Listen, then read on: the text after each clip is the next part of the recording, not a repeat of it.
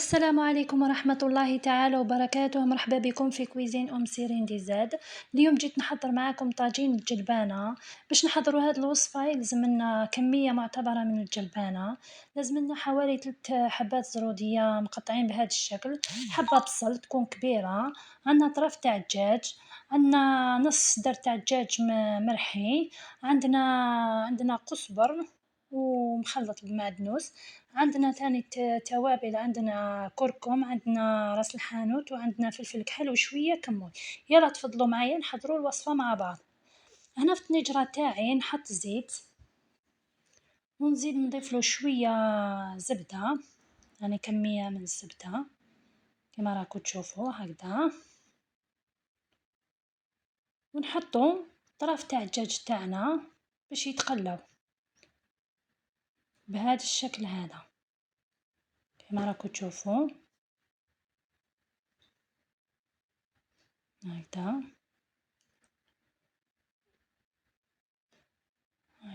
يعني الكمية تاع الدجاج تولي ليكم نتوما كل واحد ومقدوره. نحرك مليح كيما راكم تشوفوا ونملح هنا هكذا،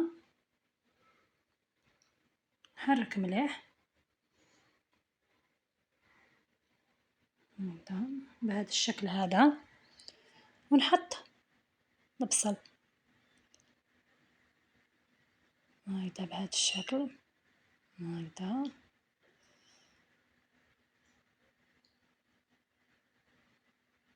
نضيف شوية الحشاوش هادوك، نزيد نحط التوابل تاعي ونحرك هكذا باش يدخلوا التوابل هكذا في الدجاج تاعنا ما يطيبلناش صامت هكذا. وهنا بعد ما حركته نحط عليه الغطيوة ونخليه يتقلى شوية. هنا كما راكم تشوفون نطلع القدرة تاعي، هاو بدا يذوب البصل تاعنا هكذا.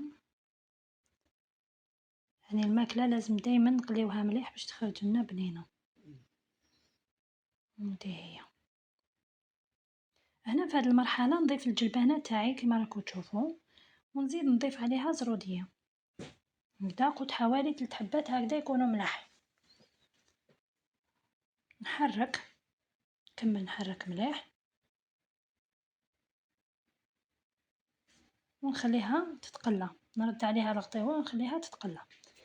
كما راكم تشوفوا هنا الدجاج تاعي تقلى مليح مع الخضرة مع الجلبانة وزرودية.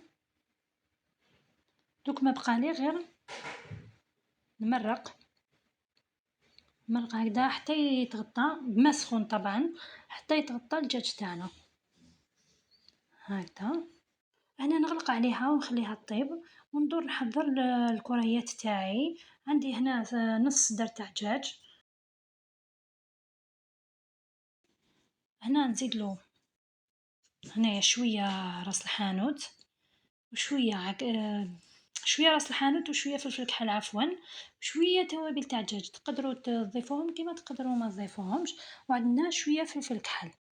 نزيد نضيف عليهم تاني 3 مغارف هكذا صغار تاع لا شابلو هكذا، ونزيد نضيف عليهم حوالي هكذا 2 مغارف تاع زيت، ونزيد نحط عليهم هادوك الحشاوش اللي كنت قطعتهم مع الاول، شويه قزبر وشويه معدنوس هكذا.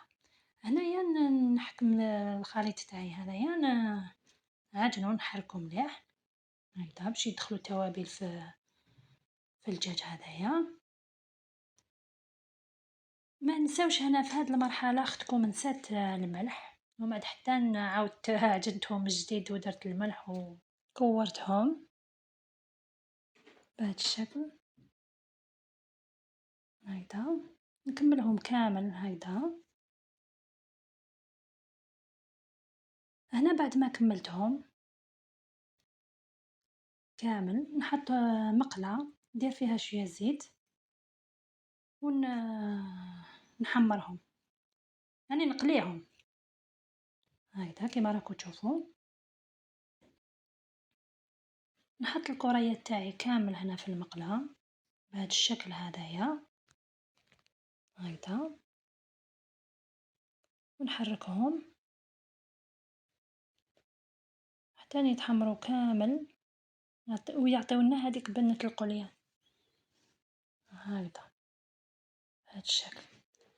هنا كما راكم تشوفوا الكريات تاعي راهم تحمروا، نحيهم نحطهم دو كوتي ونولي القدرة تاعي. هنا الدجاج تاعي راهو طاب في القدرة كما راكم تشوفوا، نحيه هنا نكمل كامل الدجاج تاعي هكذا نحيه بهذا الشكل هذا. والجلبانة راهي طيبة، الزرودية راهي طيبة، الخضرة كامل طيبة لاباس عليها. نعاودو نولي هادوك المراوس تاع الدجاج نزيد نحط في هذاك نفس الزيت اللي قليت فيه لي بول هادوك، نزيدلو شوية زبدة ونقلي الطرف تاع الدجاج تاعي هنايا بهذا الشكل هذايا هكذا نحطهم هكذا هذا الشكل باش نحمرهم مليح. هنايا كيما راكم تشوفوا راهم تقلاو يعني تحمروا بهذا الشكل. نعاود نردهم في القدرة. دوكا الطبق تاعنا راهو واجد، نرشو بشوية حشاوش هادوك هكذا بهذه الطريقة.